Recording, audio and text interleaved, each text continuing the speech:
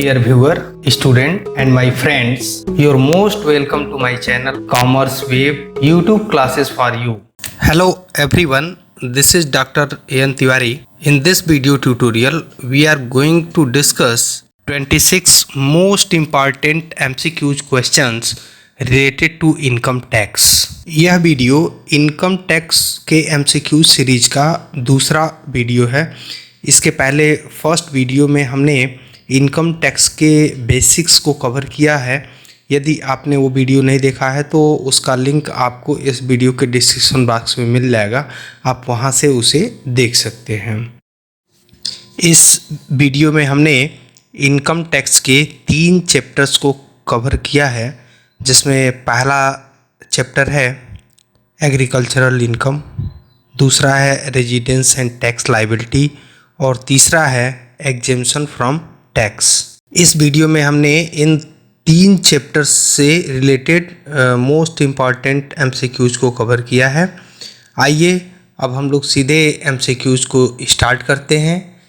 हमारा पहला MCQs इस वीडियो का जो है वह है which of the following is an agricultural income. निम्नलिखित में से कौन सी कृषि आय है? Option A income from mortgage of agricultural land, कृषि भूमि को गिरवी रखने से आय।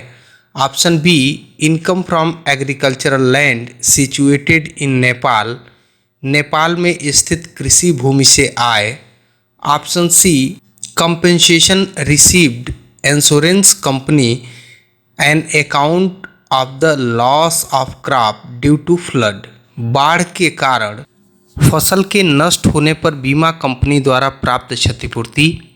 Option D prize from the government for higher yield, अधिक उत्पादन के लिए सरकार से प्राप्त पुरस्कार। इनकम टैक्स की सेक्शन 2(1)(a) के अनुसार एग्रीकल्चर इनकम में शामिल है रेंट और revenue receive from agricultural land, income derived from agricultural land by agricultural operations, income from making produce fit for market, income from sale of agricultural produce, income from nursery, income from farm house।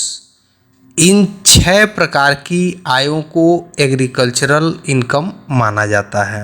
इसके साथ ही essential feature of agriculture income की यदि बात करें तो इसमें number 1 है land must be situated in India, Bharat में ज़मीन स्थित होनी चाहिए। Number 2 receiver of income must have interest in the land, आय प्राप्तकर्ता का भूमि में हित होना चाहिए, जैसे वो ओनर हो या किसी तरीके से उस प्रॉपर्टी का वो इंटाइटल होना चाहिए। Number 3 land must B use for agricultural purpose, ज़मीन का इस्तेमाल कृषि क्रिया के लिए होना आवश्यक है।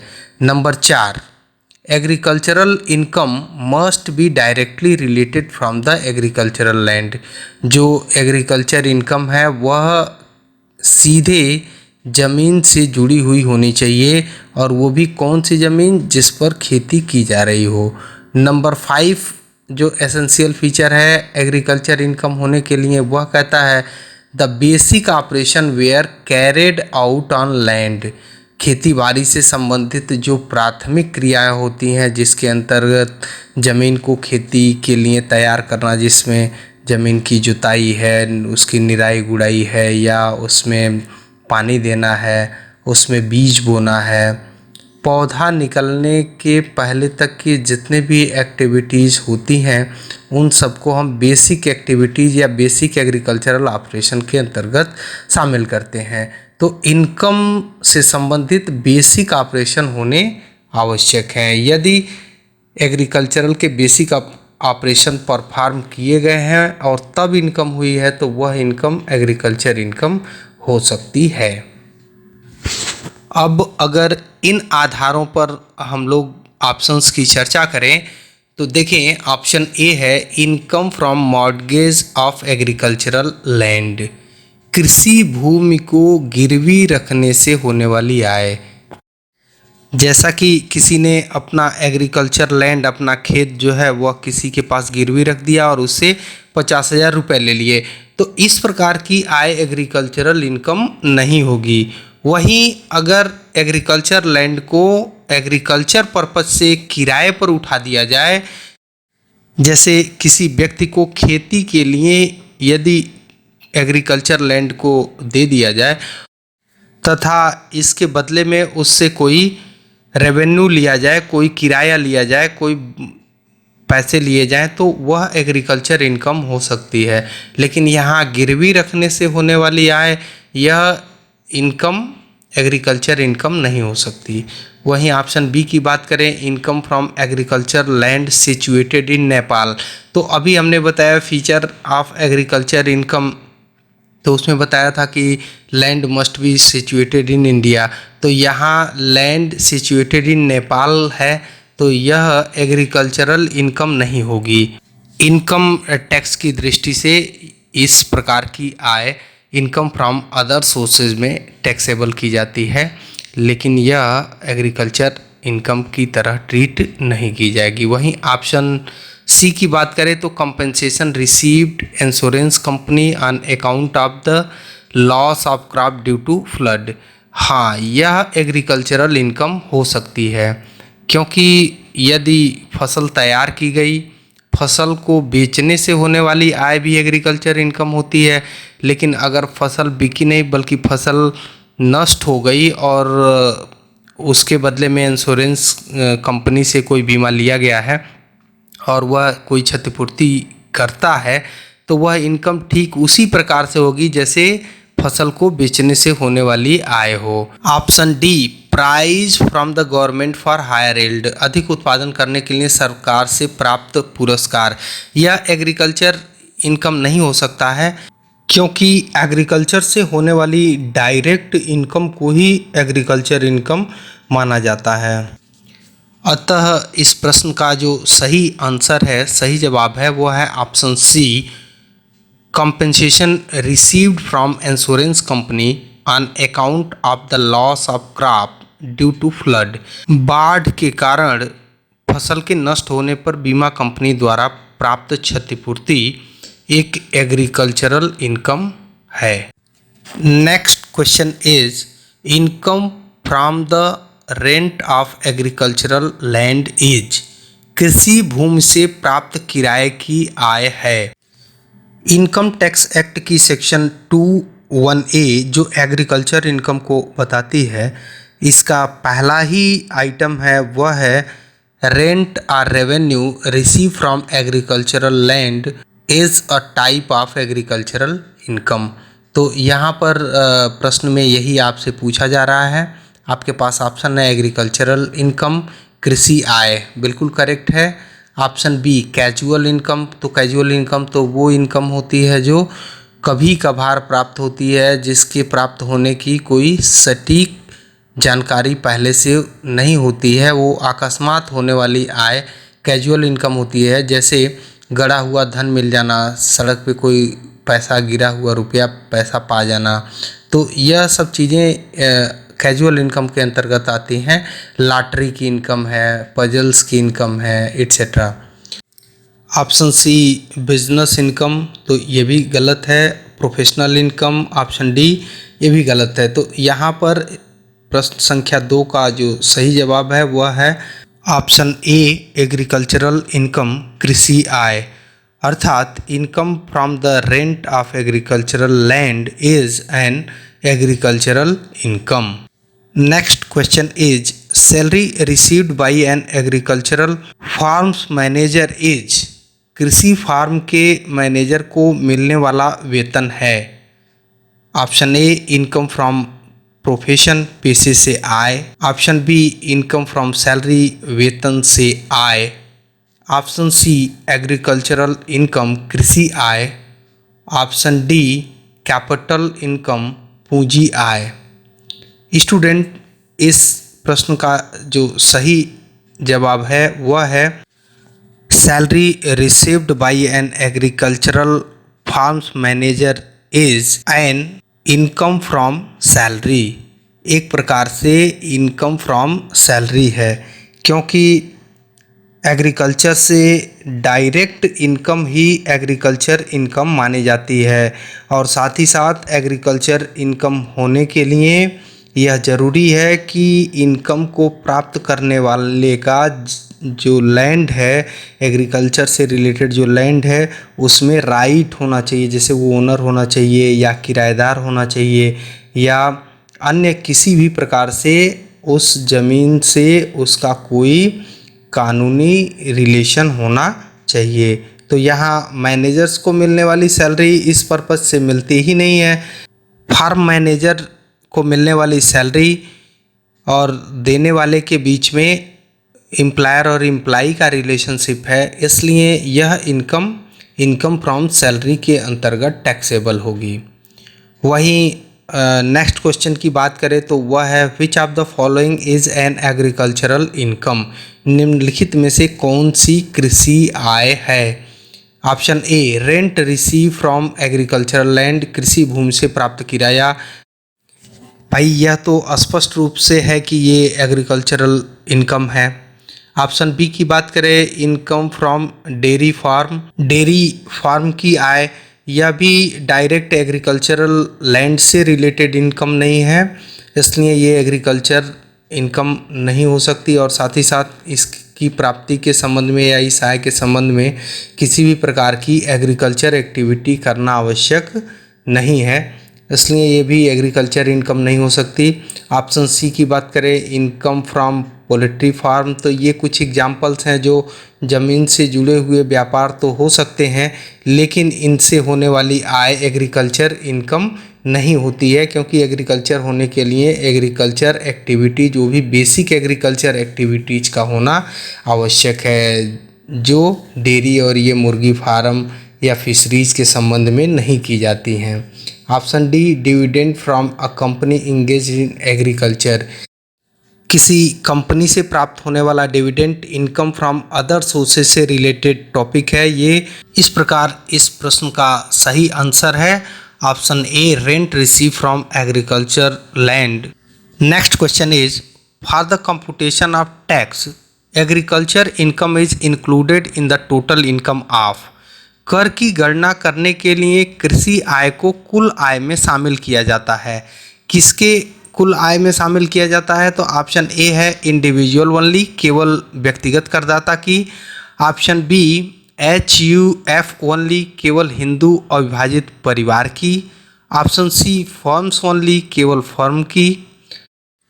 Option D A and B both, अ और ब दोनों। इस प्रश्न का जो सही जवाब है वह है ऑप्शन डी ए और बी बोथ, अ और ब दोनों।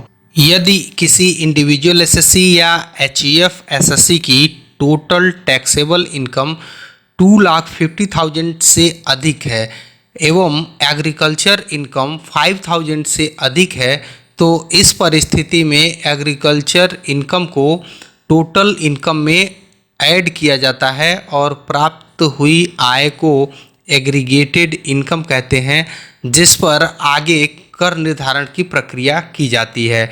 बाद में एग्रीकल्चर इनकम पर लगने वाले कर को घटा दिया जाता है, क्योंकि एग्रीकल्चर इनकम एग्जेम्प्ट होती है। तो इस प्रकार से इस प्रश्न का सही जवाब है इंडिविजुअल और HUF दोनों की ही कुल आय में इनकम फ्रॉम एग्रीकल्चर ऐड किया जाता है। Next question is which of the following is related to land but not an agricultural income. निम्नलिखित में से कौन सी भूमि से संबंधित है परंतु कृषि आय नहीं है। Option A income from self grown grass, स्वयं उगी हुई घास से आय। Option B income from fisheries, मत्स्य पालन से आय।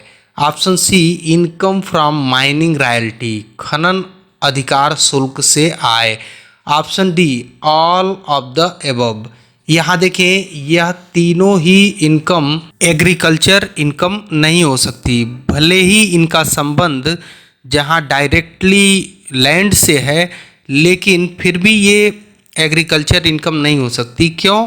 क्योंकि इस इनकम को प्राप्त करने के संबंध में कोई बेसिक एग्रीकल्चर एक्टिविटीज़ नहीं की गई है। जैसे ऑप्शन ए की बात करें, income from self grown grass, यहाँ भी देखें तो यहाँ बेसिक ऑपरेशन जो एग्रीकल्चर के हैं वो नहीं किए गए हैं, इसलिए यह इनकम एग्रीकल्चर इनकम नहीं होगी। इनकम फ्रॉम फिशरीज और माइनिंग रॉयल्टी का जहाँ तक प्रश्न है तो ये एग्रीकल्चर एक्टिविटीज़ नहीं है, इसलिए इनसे होने वाली आय भी एग्रीकल्चर इनकम नहीं होगी। तो इस प्रकार से इस प्रश्न का जो सही आंसर है वो है option D. Next question is, as per income tax act which of the following is not a type of residential status. आयकर अधिनियम के अनुसार निम्नलिखित में से कौन सा एक निवासी स्थिति का प्रकार नहीं है। Option A is ordinary resident, साधारण निवासी। Option B non ordinary resident, असाधारण निवासी। ऑप्शन सी स्पेशल रेजिडेंट, विशेष निवासी। ऑप्शन डी नॉन रेजिडेंट अनिवासी। इनकम टैक्स एक्ट के अकॉर्डिंग इंडिविजुअल और एचयूएफ की 3 प्रकार की निवासी स्थिति हो सकती है। पहला ऑर्डिनरी रेजिडेंट, दूसरा नॉन ऑर्डिनरी रेजिडेंट और तीसरा non resident.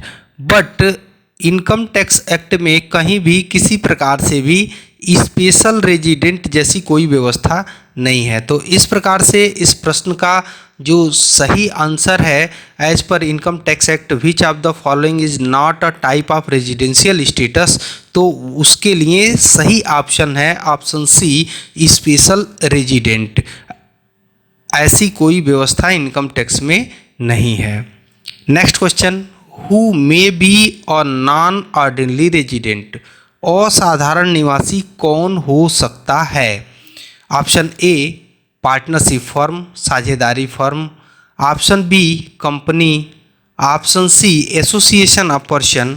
Option D Hindu undivided family, Hindu अविभाजित परिवार। अभी हमने आप सबको बताया कि इंडिविजुअल और हिंदू अविभाजित परिवार की 3 प्रकार की निवासी स्थिति हो सकती है, जिसमें एक नॉन ऑर्डिनरी रेजिडेंट भी है, जबकि पार्टनरशिप, कंपनी और एसोसिएशन ऑफ पर्सन, इन सबकी निवासी स्थिति केवल 2 प्रकार की हो सकती है, रेजिडेंट या ऑर्डिनरी रेजिडेंट और नॉन रेजिडेंट। जबकि हिंदू अविभाजित परिवार की निवासी स्थिति नॉन ऑर्डिनरी रेजिडेंट की भी हो सकती है। तो इस प्रश्न का जो सही जवाब है वह है option D, Hindu undivided family may be a non ordinary resident. Next question is, salary payable by the government of India to an Indian citizen for service outside of India. एक सरकारी कर्मचारी को जो भारत का नागरिक है विदेश में सेवा करते समय भारत सरकार द्वारा दिया गया वेतन। Option A is not taxable in India, Bharat में कर योग्य नहीं है। Option B is taxable in India, Bharat में कर योग्य है। Option C is fully exempted from tax, पूर्णतः कर मुक्त है। Option D none of these, इनमें से कोई नहीं। कोई इनकम कब इंडिया में टैक्सेबल होगी, इसके संबंध में हम आप सबको एक तरीका बताते हैं। देखिए, इनकम से रिलेटेड 2 पॉइंट होते हैं, या तो इनकम कमाने का स्थान देखा जाए या इनकम को प्राप्त होने का स्थान देखा जाए। तो यदि इनकम के प्राप्त होने का स्थान या इनकम के कमाने का स्थान, दोनों में से कोई यदि इंडिया में है, किसी का भी संबंध यदि इंडिया में है या इंडिया से है, तो वह इनकम इंडिया में टैक्सेबल होगी ही। आप सभी को यदि इस प्रकार का प्रश्न मिले तो आपको यह बात जरूर ध्यान से देखनी है कि कमाने का स्थान या प्राप्ति का स्थान, दोनों में से किसी का संबंध यदि इंडिया से है तो वह इनकम इंडिया में जरूर टैक्सेबल होगी। तो यहाँ इस प्रश्न का जो सही जवाब है वो है option B, is taxable in India, Bharat में कर योग्य है। अर्थात यदि एक सरकारी कर्मचारी को, जो भारत का नागरिक है, विदेश में सेवा करते समय भारत सरकार द्वारा जो वेतन या भत्ता या अन्य जो भी सुविधाएं उसे दी जाएंगी, वो सब इंडिया में टैक्सेबल होगा। क्यों? क्योंकि यहाँ देखें, वह व्यक्ति जो विदेश में सेवा दे रहा है वो भारत सरकार की सेवा दे रहा है। तो इस प्रकार से देखें तो इनकम के रेज होने का जो स्थान है वह इंडिया है, और इनकम दे कौन रहा है? तो इंडियन गवर्नमेंट दे रही है। तो इससे साबित होता है कि जो इनकम है या ये जो सैलरी है वह भारत से ही उत्पन्न हो रही है, भारत से ही ड्यू हो रही है। तो इस प्रकार से यह इंडिया में टैक्सेबल होगी। वहीं नेक्स्ट क्वेश्चन की बात करें, income accruing in India is assessable for, Bharat में उपार्जित आय के लिए कर योग्य होती है। Option A resident in India, Bharat में निवासी। Option B non resident in India, Bharat में अनिवासी। ऑप्शन सी ऑल एसएससी, सभी करदाता। Option D ordinary resident only, केवल साधारण निवासी। अभी हमने आपको बताया कि इनकम के कमाने का स्थान या प्राप्ति का स्थान, इनमें से कोई यदि इंडिया में है या इंडिया से संबंधित है तो वह इनकम प्रत्येक दशा में इंडिया में टैक्सेबल होगी। तो यहाँ इस प्रश्न का जो करेक्ट आंसर होगा वो है ऑप्शन सी ऑल एसएससी, सभी करदाता। Means income accrue in India is assessable for all SSC, Bharat में उपार्जित आय सभी करदाताओं के लिए कर योग्य होती है। Next question is, on the basis of residence the firm and company SSC are divided into how many categories, निवास स्थान के आधार पर फर्म एवं कंपनी करदाता को कितने भागों में विभाजित किया गया है? Option A is 1, option B 2, option C 3, option D 4। इसका करेक्ट आंसर है ऑप्शन बी 2। आप सभी को बता दें, एक company, firm, cooperative society, association of person, body of individual, इन सब की निवासी स्थिति केवल 2 प्रकार की हो सकती है। Means either resident in India या ऑर्डिनरी रेजिडेंट इन इंडिया और नॉन रेजिडेंट इन इंडिया। या तो भारत में ये निवासी हो सकते हैं या अनिवासी हो सकते हैं। तो यहाँ जो करेक्ट ऑप्शन है वो है option B 2। Next question is, a citizen of India who goes abroad for the purpose of employment he must stay in India to become resident at least how many days.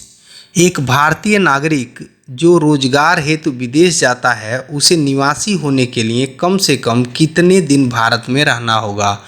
Option A for 182 days, option B 60 days, option C 90 days, option D 180 days. एक assessee resident है या नहीं, इसका निर्धारण basic conditions के आधार पे किया जाता है। इंडिविजुअल और एचयूएफ की निवासी स्थिति 3 प्रकार की हो सकती है। इसमें से रेजिडेंट होने के लिए यह आवश्यक है कि वह व्यक्ति या वह परिवार इनकम टैक्स एक्ट के सेक्शन 6 में दी गई व्यवस्थाओं के अनुसार बेसिक कंडीशन में से कोई एक कंडीशन पूरा कर रहा हो। सेक्शन 6 के अंतर्गत जो बेसिक कंडीशंस हैं उनमें से पहली कंडीशन है, he or she must be in India for at least 182 days during the relevant previous year. अर्थात वह व्यक्ति कम से कम 182 दिन गत वर्ष में भारत में रहा हो। और यदि यह कंडीशन पूरी नहीं करता है तो एक दूसरी कंडीशन की भी व्यवस्था है। इस दूसरी कंडीशन को पूरा करने पर भी वह बेसिक कंडीशन को पूरा करता हुआ मान लिया जाएगा। दूसरी जो कंडीशन है वह है, he or she must be in India for at least 60 days during the relevant previous year and 365 days during 4 previous year immediately preceding the relevant previous year। अर्थात वह संबंधित गत वर्ष में कम से कम 60 दिन भारत में रहा हो, लेकिन उस संबंधित गत वर्ष के पूर्व के 4 वर्षों में कम से कम 365 दिन भारत में रहा हो। ये दोनों कंडीशन बेसिक कंडीशन के रूप में इनकम टैक्स एक्ट की सेक्शन 6 में दी गई हैं। इनमें से कोई एक कंडीशन, चाहे वह 182 दिन वाला पूरा कर दे या 60 दिन और साथ में पूर्व के 4 वर्षों में 365 दिन भारत में रहा हो, तो वह रेजिडेंट हो जाता है, भारत में निवासी हो जाता है गत वर्ष के दौरान। लेकिन यहाँ दूसरी कंडीशन जो यह कहती है गत वर्ष में 60 दिन रह ले और गत वर्ष के पूर्व के 4 वर्षों में 365 दिन रह ले, यह सब पर लागू नहीं होता है। इसके कुछ अपवाद हैं जिन पर ये लागू नहीं होता है। उनमें से पहला है, यदि कोई इंडियन ओरिजिन है, इंडियन सिटीजन है, जो गत वर्ष में भारत से बाहर जाता है और किस पर्पज़ से जाता है, तो एम्प्लॉयमेंट के पर्पज़ से जाता है, या वह किसी इंडियन शिप के क्रू मेंबर का सदस्य है, तो उसे दूसरी कंडीशन के स्थान पर पहली कंडीशन पूरा करने पर ही निवासी माना जाएगा। यानी अब 60 दिन गत वर्ष में रहने से काम नहीं चलेगा, कम से कम गत वर्ष में 182 दिन भारत में रहना ही होगा। तो अब यहाँ से यदि देखें तब हमारे इस प्रश्न का सही जवाब आपको दिखाई देगा। चूँकि यहाँ प्रश्न में भी ये व्यवस्था है कि एक भारतीय नागरिक जो रोजगार हेतु विदेश जाता है, तो ये एक्सेप्शन वाला केस है, उसे निवासी होने के लिए कम से कम कितने दिन भारत में रहना होगा। तो देखें, ऐसी कंडीशन में कंडीशन 2 जो बेसिक कंडीशन नंबर 2 है, जो यह कहती है गत वर्ष में कम से कम 60 दिन रह ले और गत वर्ष के पूर्व के 4 वर्षों में कम से कम 365 दिन भारत में रह ले, तो वह निवासी मान लिया जाएगा। तो वह ऐसे नागरिक पर तो लागू ही नहीं होगी, क्योंकि यह तो एक्सेप्शनल केस है। इसलिए यहाँ एक्सेप्शनल केस में दूसरी कंडीशन अप्लीकेबल नहीं होगी, यहाँ हर हाल में पहली कंडीशन ही लागू हुई मानी जाएगी। यानी उसे गत वर्ष में निवासी होने के लिए कम से कम 182 दिन भारत में रहना होगा। यानी इस प्रश्न का जो करेक्ट आंसर है वो है option A for 182 days. Next question is, every year the residential status of an SSC what? एक करदाता की निवासी स्थिति प्रत्येक वर्ष क्या होगी? ऑप्शन ए में चेंज बदल सकती है, option B will not change नहीं बदलेगी, option C will certain change निश्चित बदलेगी, ऑप्शन डी रिमेन कांस्टेंट स्थिर रहेगी, कभी नहीं चेंज होगी। एक एसएससी की रेजिडेंशियल स्टेटस जो इनकम टैक्स के प्रावधानों के अंतर्गत निर्धारित की जाती है, वह साल दर साल बदल सकती है। इसका नागरिकता से कोई लेना देना नहीं है, सिटीजनशिप से कोई लेना देना नहीं है। एक भारतीय नागरिक गत वर्ष के दौरान भारत में अनिवासी हो सकता है और एक विदेशी नागरिक यदि इनकम टैक्स की शर्तों के अंतर्गत जो कंडीशंस हैं उनको पूरा कर देता है, तो वह इनकम टैक्स की नज़र में रेजिडेंट हो सकता है। और यह भी ज़रूरी नहीं है कि एक बार में कोई पर्सन यदि रेजिडेंट हो जाता है तो वो आगे हमेशा रेजिडेंट होगा, नहीं। यह रेजिडेंशियल स्टेटस इनकम टैक्स के प्रावधानों के अंतर्गत केवल एक प्रीवियस ईयर के लिए निर्धारित की जाती है। अगले प्रीवियस ईयर के लिए यह स्थिति ऐसी ही होगी, यह नहीं कहा जा सकता। इट मे बी चेंज, यह बदल सकती है। तो यहाँ इस प्रश्न का जो सबसे करेक्ट आंसर है वह है option A, residential status of an assessee में चेंज ईयर टू ईयर, साल दर साल निवासी स्थिति बदल सकती है। नेक्स्ट क्वेश्चन इज, income from a business in foreign country not controlled from India is taxable in case of ... विदेश में व्यापार से आय जो भारत से नियंत्रित नहीं है कर योग्य है। ऑप्शन ए ऑर्डिनरी रेजिडेंट साधारण निवासी की दशा में, option B non ordinary resident असाधारण निवासी की दशा में, ऑप्शन सी स्पेशल रेजिडेंट विशेष निवासी की दशा में, ऑप्शन डी नॉन रेजिडेंट अनिवासी की दशा में। रेजिडेंशियल स्टेटस के आधार पर टैक्सेबल इनकम का जहाँ तक प्रश्न है, ऑर्डिनरी रेजिडेंट की दुनिया भर में किसी भी प्रकार से कमाई गई इनकम पर इंडिया में टैक्स देना ही होगा। अर्थात ऑर्डिनरी रेजिडेंट की पूरी दुनिया में किसी भी परिस्थिति से कमाई गई इनकम इंडिया में टैक्सेबल होती है। तो चूंकि ऑप्शन में आपके पास ऑर्डिनरी रेजिडेंट है तो यहाँ इसका करेक्ट आंसर ऑर्डिनरी रेजिडेंट ही होगा, यानी option A is the correct for this question. लेकिन यहाँ यह बता देना आवश्यक है कि यदि फॉरेन कंट्री का कोई बिजनेस है जिसका कंट्रोल इंडिया से होता हो तो वह किसके लिए टैक्सेबल हो सकता है। तो यहाँ पर आप सबको बता दें कि इस परिस्थिति में यह इनकम नॉन ऑर्डिनरी रेजिडेंट की हो सकती है, टैक्सेबल हो सकती है। कब? जबकि व्यापार जो फॉरेन कंट्री में चल रहा व्यापार हो उसे इंडिया से कंट्रोल किया जाए, जबकि यहाँ प्रश्न में लिखा हुआ है कि नॉट कंट्रोल फ्रॉम इंडिया। तो यहाँ तो केवल एक ही स्थिति में ये टैक्सेबल हो सकता है, वह स्थिति है ऑर्डिनरी रेजिडेंट, और इस आधार पर हो सकता है क्योंकि ऑर्डिनरी रेजिडेंट की दुनिया भर में किसी भी तरीके से कमाई हुई इनकम इंडिया में टैक्सेबल होती है।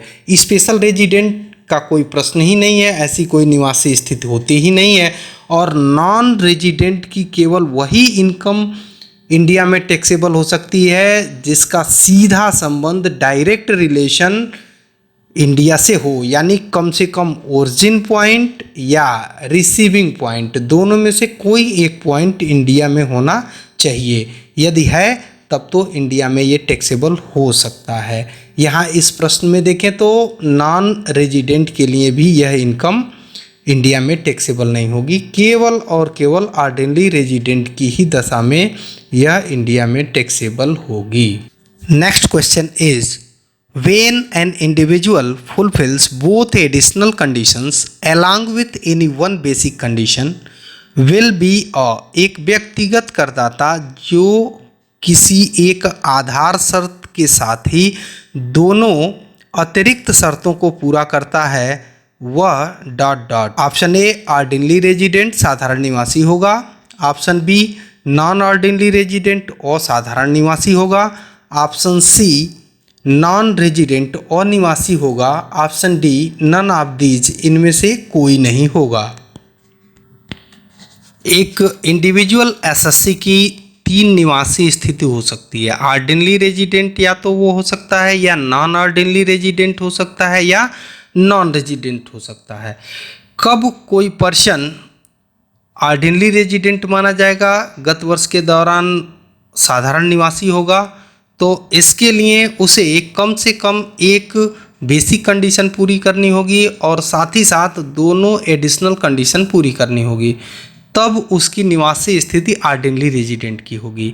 लेकिन यदि कोई इंडिविजुअल एसएससी बेसिक कंडीशन में से कोई एक कंडीशन तो पूरा कर देता है लेकिन कोई भी एक अथवा दोनों अतिरिक्त शर्तें यानी एडिशनल कंडीशन पूरी नहीं करता है तो उसकी निवासी स्थिति नॉन ऑर्डिनरी रेजिडेंट की होती है। यदि कोई पर्सन एडिशनल कंडीशन के साथ ही साथ बेसिक कंडीशन को भी न पूरा करे तो उसकी निवासी स्थिति नॉन रेजिडेंट की हो जाती है और निवासी की हो जाती है। अब प्रश्न की यदि बात करें तो प्रश्न में यह जानने की अपेक्षा है आपसे कि यदि कोई इंडिविजुअल एसएससी एक बेसिक कंडीशन पूरा कर दे और दोनों एडिशनल कंडीशन को पूरा कर दे तब उसकी निवासी स्थिति क्या होगी।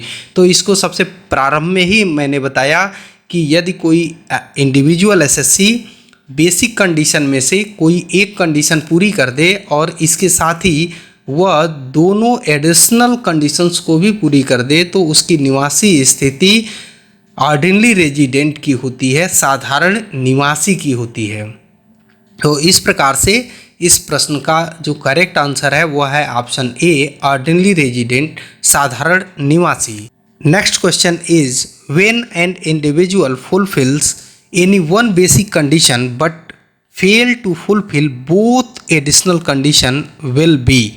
अभी इसकी चर्चा हो गई है, आप इसका आंसर बता सकते हैं। आइए हम ऑप्शंस की बात करें। यहाँ ऑप्शन ए है ऑर्डिनरी रेजिडेंट, साधारण निवासी। Option B non ordinary resident और साधारण निवासी। ऑप्शन सी नॉन रेजिडेंट और निवासी। Option D none of these, इनमें से कोई नहीं।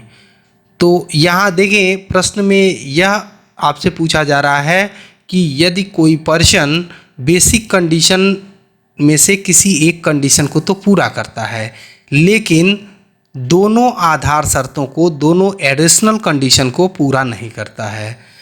यहाँ हम आपको बता दें एडिशनल कंडीशन पेयर्स में पूरी करनी पड़ेंगी, यानी एक एडिशनल कंडीशन पूरी करने पर उसे एडिशनल कंडीशन पूरा हुआ माना नहीं जाएगा। यह बात केवल बेसिक कंडीशन के लिए ही है कि कोई एक कंडीशन पूरा करने पर ही बेसिक कंडीशन पूरी हुई मान ली जाती है, लेकिन एडिशनल कंडीशन में दोनों एडिशनल कंडीशन को पेयर में ही फुलफिल करना होगा, किसी एक को फुलफिल करने से काम नहीं होगा। तो खैर यहाँ प्रश्न में तो दोनों ही एडिशनल कंडीशन जो है वो पूरी नहीं हो रही हैं, तब की स्थिति में पूछा जा रहा है। तो यहाँ वह पर्सन नॉन ऑर्डिनरी रेजिडेंट होगा, असाधारण निवासी होगा, क्योंकि ऑर्डिनरी रेजिडेंट होने के लिए तो बेसिक कंडीशन के साथ साथ दोनों एडिशनल कंडीशन भी पूरा करना होगा। और नॉन रेजिडेंट कोई व्यक्ति तब होता है जब वह बेसिक कंडीशन को ही पूरा न करे। तो यहाँ इस प्रश्न का जो करेक्ट आंसर है वो है option B, non ordinary resident, असाधारण निवासी। Next question is when an individual fulfils both additional condition but not fulfils any one basic condition will be. एक व्यक्तिगत करदाता जो दोनों अतिरिक्त शर्तों को पूरा करता है किंतु किसी एक आधार शर्त को पूरा नहीं करता है, वह होगा। आपके पास ऑप्शन है, ऑप्शन ए ऑर्डिनरी रेजिडेंट, साधारण निवासी होगा। Option B non ordinary resident और साधारण निवासी होगा। ऑप्शन सी नॉन रेजिडेंट और निवासी होगा। Option D none of these, इनमें से कोई नहीं। तो अभी इस पर पूरी चर्चा हो चुकी है, आप इसका आंसर कर सकते हैं। इसका जो करेक्ट आंसर है वो है ऑप्शन सी, नॉन रेजिडेंट और निवासी होगा। क्यों होगा? क्योंकि अनिवासी होने के लिए यदि कोई व्यक्तिगत करदाता बेसिक कंडीशन में से किसी एक कंडीशन को पूरा नहीं करता है गत वर्ष में, तो वह गत वर्ष में नॉन रेजिडेंट होता है, भले ही वह एडिशनल कंडीशन को पूरा करे या न पूरा करे। तो यहाँ इस प्रश्न का जो करेक्ट आंसर है वो ऑप्शन सी, नॉन रेजिडेंट और निवासी। Next question is which of the following income is exempted from tax. निम्नलिखित में से कौन सी आय कर मुक्त है? Option A agriculture income in Kolkata, Kolkata में कृषि आय। Option B interest on government securities, सरकारी प्रतिभूतियों पर ब्याज। Option C income from salary, वेतन से आय। Option D agriculture income from Nepal, Nepal से कृषि आय। यहाँ ऑप्शन ए की बात करें, agriculture income in Kolkata, Kolkata से कृषि आय, यह इंडिया में एग्रीकल्चर इनकम मानी जाएगी। और एग्रीकल्चर इनकम चूँकि इंडिया में एग्जेम्प्टेड फ्रॉम टैक्स होती है, तो इसका सही जवाब ऑप्शन ए है, agriculture income in Kolkata is a exempted income.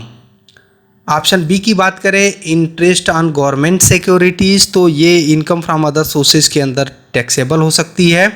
Option C की बात करें, इनकम फ्रॉम सैलरी, सेक्शन 15 के अंतर्गत इनकम फ्रॉम सैलरी टैक्सेबल होती है।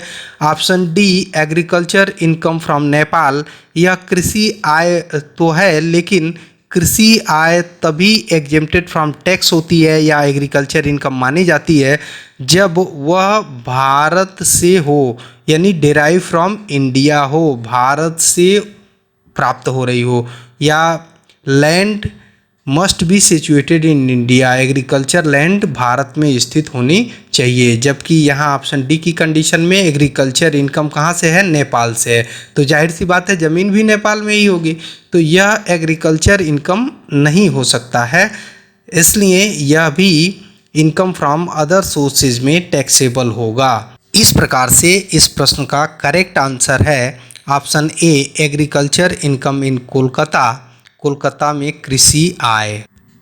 Next question is agriculture income is, कृषि आय है।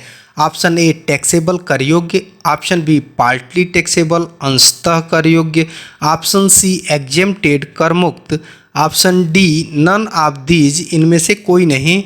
इस पर चर्चा हो चुकी है। Agriculture income from India fully exempted होती है, इसलिए यहाँ जो करेक्ट आंसर होगा, करेक्ट ऑप्शन होगा वह है ऑप्शन सी एग्जेम्प्टेड कर मुक्त। Next question is in which section of the income tax act exempted income have been mentioned, कर मुक्त आय का उल्लेख आयकर अधिनियम की किस धारा में किया गया है। Option A section 80, option B section 80C, option C section 2, option D section 10। इस प्रश्न का सही आंसर है ऑप्शन डी सेक्शन 10। सेक्शन 10 के अंतर्गत कर मुक्त सभी आयों का वर्णन किया गया है।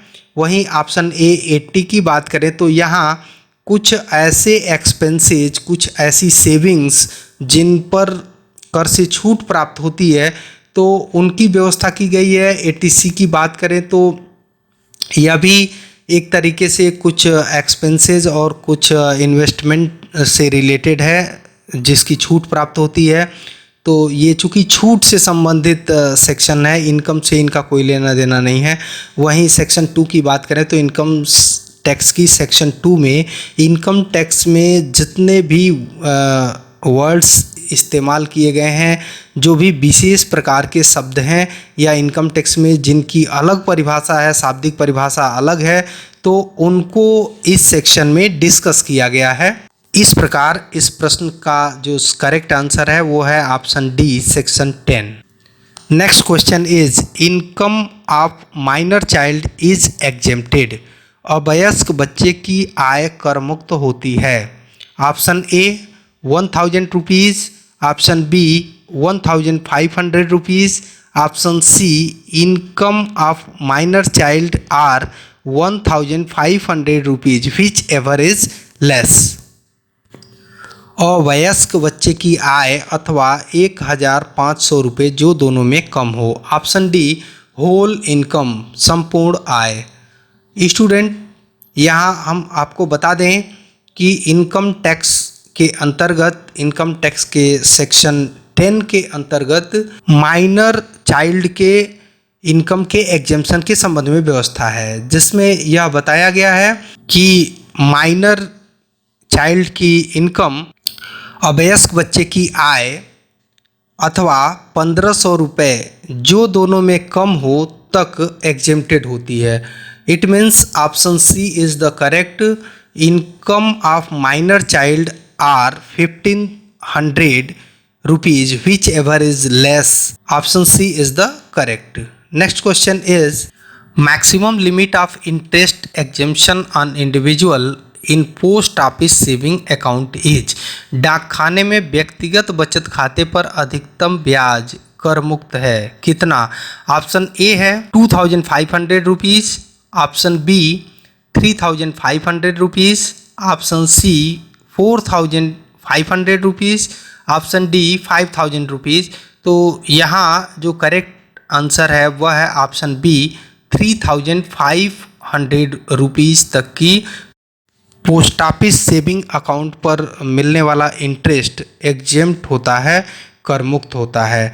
Next question is exempted income is, कर मुक्त आय है। Option A interest from domestic company, घरेलू कंपनी से ब्याज, option B dividend from domestic company घरेलू कंपनी से लाभांश। Option C dividend from foreign company विदेशी कंपनी से लाभांश। Option D dividend from cooperative society सहकारी समिति से लाभांश। Option A interest from domestic company घरेलू कंपनी से ब्याज की यदि बात करें तो यह इनकम फ्रॉम अदर सोर्सेज के अंतर्गत टैक्सेबल इनकम है।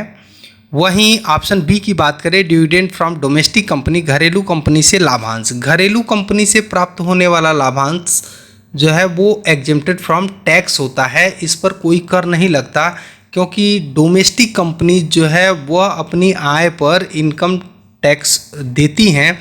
एक ही आय को दो प्रकार से टैक्सेबल नहीं बनाया जा सकता, इसीलिए डिविडेंड फ्रॉम डोमेस्टिक कंपनी घरेलू कंपनी से प्राप्त लाभांश एक करमुक्त आय होती है। वहीं ऑप्शन सी की बात करें डिविडेंड फ्रॉम फॉरेन कंपनी तो विदेशी कंपनी से प्राप्त होने वाला लाभांश इंडिया में टैक्सेबल होता है। वहीं ऑप्शन डी की बात करें डिविडेंड फ्रॉम कोऑपरेटिव सोसाइटी तो यह भी टैक्सेबल होता है। इसलिए यहाँ जो करेक्ट आंसर है वह है option B dividend from domestic company जो है वो एग्जेम्प्टेड फ्रॉम टैक्स होता है। Next question is exempted income of a partner from the firm is. साझेदार की फर्म से करमुक्त आय है। Option A salary from firm firm से वेतन। इंटरेस्ट फ्रॉम फर्म फर्म से ब्याज। Option C share of profit in the firm's income firm की आय में हिस्सा। Option D all of these ये सभी। Option A salary from firm taxable income होती है। यह साझेदार के लिए पार्टनर के लिए टैक्सेबल इनकम की तरह होती है और इसे साझेदार के income from business and profession शीर्षक में कर योग्य माना जाता है, क्योंकि साझेदार को मिलने वाली सैलरी में एम्प्लायर और एम्प्लॉई का रिलेशनशिप नहीं होता है, इसलिए यह सैलरी हेड में टैक्सेबल न होकर के इनकम फ्रॉम बिजनेस हेड में टैक्सेबल होती है। वहीं दूसरे ऑप्शन की बात करें इंटरेस्ट फ्रॉम फर्म फर्म से ब्याज तो फर्म से यदि कोई इंटरेस्ट प्राप्त होता है तो वह साझेदार के लिए टैक्सेबल इनकम की तरह होता है।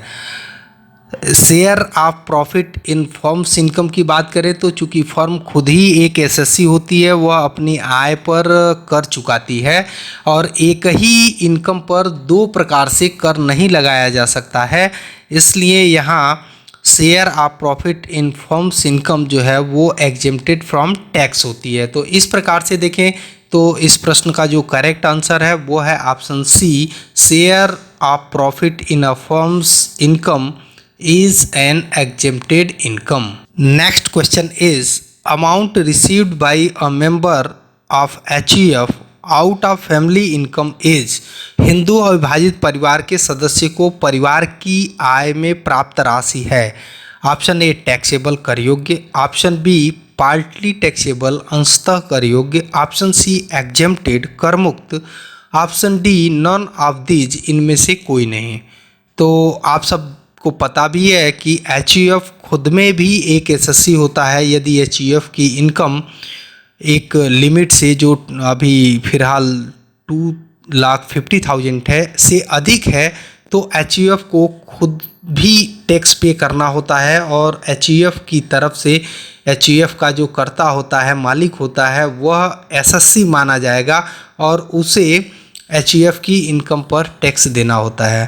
अब HUF की जो इनकम होती है उस पर परिवार के सदस्यों का भी हक होता है, तो टैक्स चुकाने के बाद बची हुई इनकम यदि परिवार के सदस्यों के बीच में बांटी जाती है तो इस प्रकार से distributed income exempted from tax होगी, यानी मेंबर्स को इस पर टैक्स दोबारा नहीं देना होगा।